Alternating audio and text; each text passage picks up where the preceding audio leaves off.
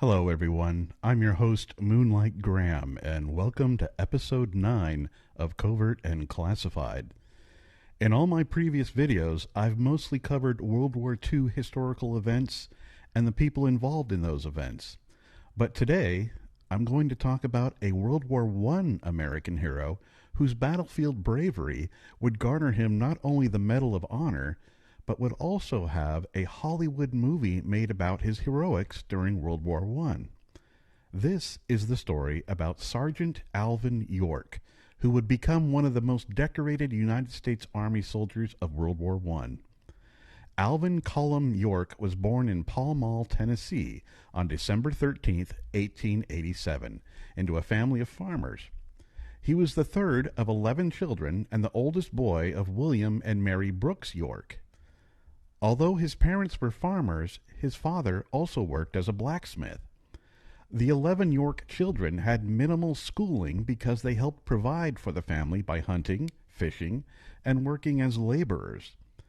After the death of his father in 1911, the Yorks struggled in poverty, which only worsened when York's father died. York only had 9 months of schooling, but had gained a variety of skills exploring and hunting for game in the mountains of Tennessee. He became an expert marksman during his time hunting in the mountains. York also assisted in caring for his younger siblings and found work as a blacksmith. Despite being a regular churchgoer, York, who was in his 20s now, had also become a heavy drinker, a gambler, and a bit of a brawler who found himself getting into regular bouts of fisticuffs. People in the town considered him a nuisance, in part due to his tendency to lose money and cause trouble. York, who was a skilled marksman at hunting, also continued to work jobs around Pall Mall to support his family. But the stress of supporting his family was difficult for him. York's life changed, however, when he found faith. In 1914, when he attended a meeting of the Church of Christ and Christian Union and decided to change his life. He joined the church in 1915 and adopted its strict moral code which forbade violence. His faith helped him improve his life, but was put to the test when he was drafted into the Army in 1917. Due to his new religious beliefs, York did not want to fight in the war raging across Europe. By 1917, World War I was in its third year, already claiming millions of lives and leaving mass destruction across Europe. Stories of the hellish fighting in Europe reached the United States, and many, including York, had heard of the horrors of the battlefield. With the United States' entry into World War I, the government decided to use the draft to raise its fighting forces to send to Europe. Though he wanted no part in the war, York had to sign up for the draft like millions of other American men. On June 5, 1917, he received the notice he had been selected for military service. York now faced the difficult decision of choosing to fight, which went against his religious beliefs, or choosing not to and being arrested. He tried to file for an exemption as a conscientious objector, which is someone who opposes military service due to moral or religious beliefs. Even with a testimonial from his pastor, York's appeal was denied 3 times because his church was not recognized as an official sect of Christianity. He reported to Camp Gordon, Georgia, now Fort Gordon, in the fall of 1917, where he continued to explain his predicament and avoid contradicting his beliefs. Assigned to the 328th Infantry Regiment, 82nd Infantry Division, York proved himself a skilled marksman, but still struggled with the order to fight. He appealed the order to his battalion commander, Major Edward Buxton.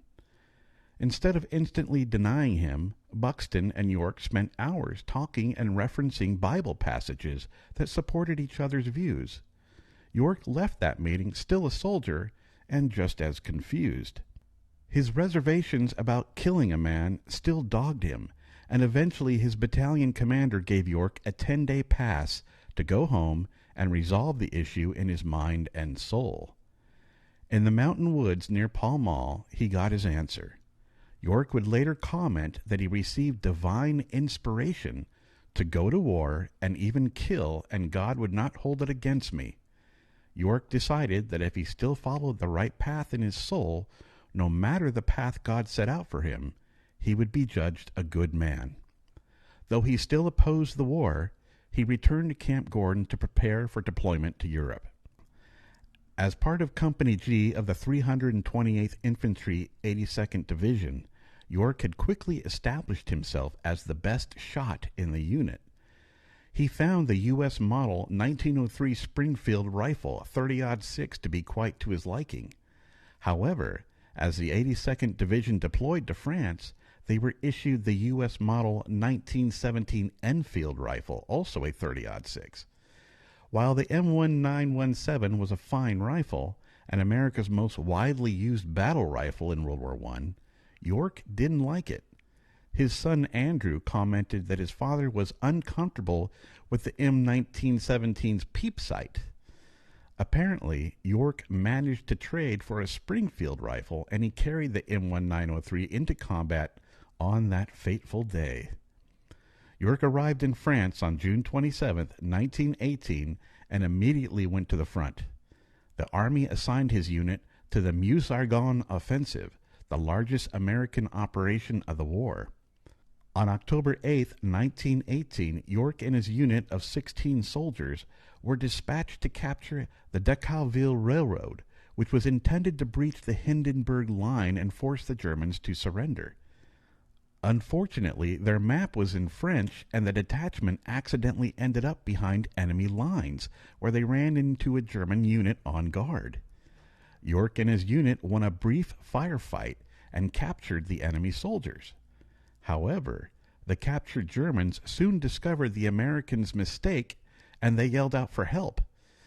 Enemy machine gun fire immediately cut down 9 American soldiers. York would later recall that situation by saying, "The Germans got us, and they got us right smart. They just stopped us dead in our tracks. Their machine guns were up there on the heights overlooking us and well hidden, and we couldn't tell for certain where the terrible heavy fire was coming from. And I'm telling you, they were shooting straight. Our boys just went down like a long grass before the mowing machine at home.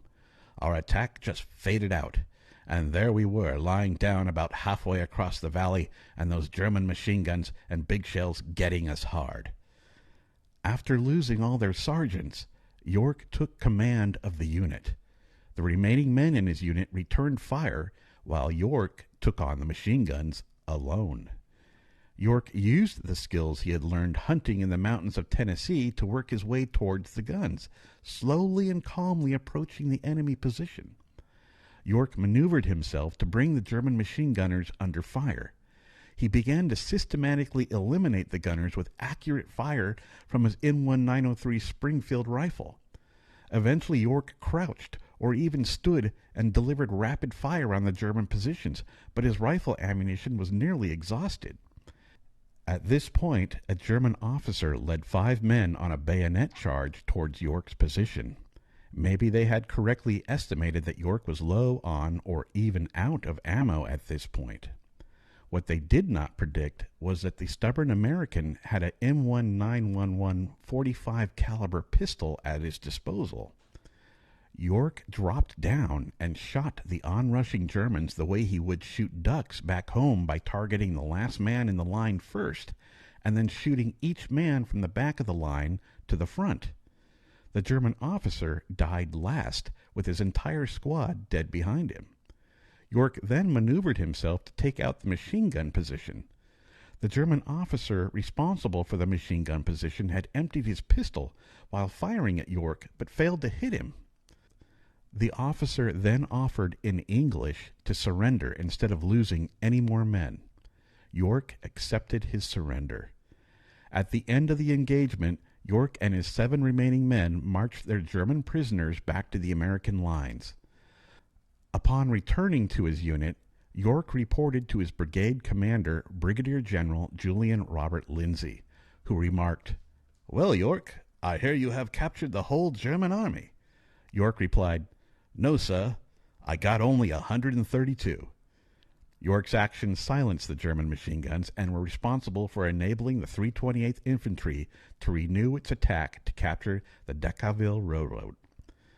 York was immediately promoted to sergeant and soon became a national hero.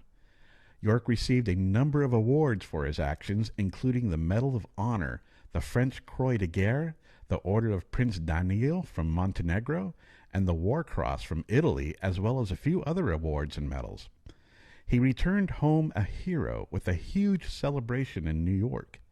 York refused many offers to profit from his fame, including thousands of dollars offered for appearances, product endorsements, newspaper articles, and movie rights to his life story.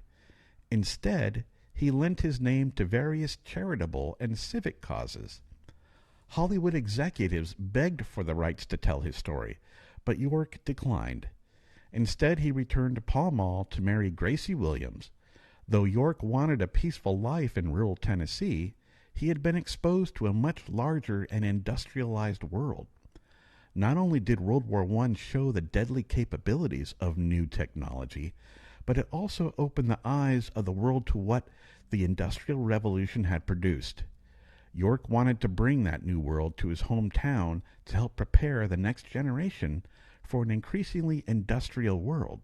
In 1926, he started the York Agricultural Institute in Jamestown, 10 miles from Pall Mall, to educate the youth of his hometown. York stayed out of the spotlight until Hollywood screenwriters finally convinced him to make a film about his story. He wanted to tell the story of his life after the war and the civil work he had done at home. But despite this desire, Sgt.York, the movie, was released in 1941, which was solely focused on his time in war-torn France. The film starred the famous actor Gary Cooper, playing the role of Sergeant York, and it became one of the highest-grossing films in the United States during World War II. In 1954, York suffered a cerebral hemorrhage, which disabled him for the rest of his life. He lived for 10 more years until he passed away in Nashville on September 2nd, 1964. York was buried in Pall Mall, the place he loved most. Today, his legacy in combat and education still lives on. Though a war hero, York wanted to be remembered as an educator, focused on helping prepare future generations for an ever-changing world. The school he founded continues to educate children in Tennessee to this day. I have one last thing to tell you that the history books won't tell you. My father, who was in high school back in the mid-1930s, had the wonderful experience of listening to Sergeant York speak publicly at his school. My father said to me he was very impressed by Sergeant York and his life stories. I would also like to give a quick shout-out to my very good friend and brother-in-arms, Mr. T.J. Harp, for suggesting tonight's story to me. Thanks, T.J. I hope you all enjoyed listening to this story and history of the brave and noble Sergeant York as much as I enjoyed telling it. I'm your host, Moonlight Graham, and hope to see you all for the next episode of Covert and Classified. Take care.